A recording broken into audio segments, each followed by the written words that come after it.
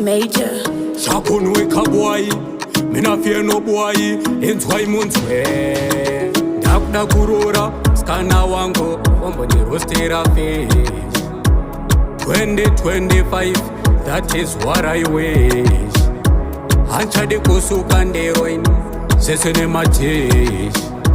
handichade kuita pachora kuita life yekubeka ndichechachora kuita 35 years ndisati ndarora atomashura 2025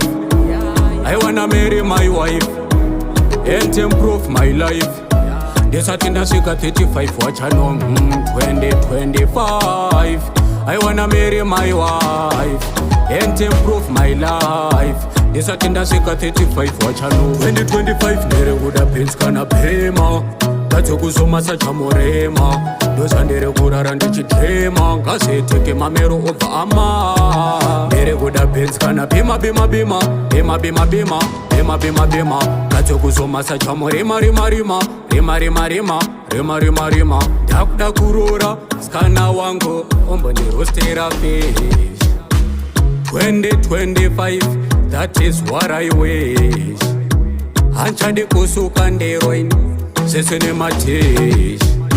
handichade kuita pachora kuita life yekubeka ndichechachora kuita 35 years ndisati ndarora atomashura eme this time pandoora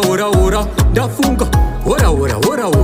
gore rino handichina pfungwa dzakaora ndakuda mukadzeni ndakuda kuroora wekuti abhonogisa mafuta ndomuzora ndomuchengeta ndomushandira ina ndimboneta ndomutengera hembe dzinomufita ndimpe sadza ndomupasere vhita ndakuda kuroora skana wangu ombondirostera fish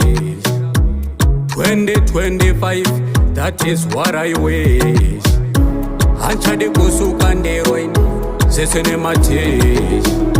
handichade kuita pachora kuita life yekubeka ndichechachora kuita 35 years ndisati ndarora atomashura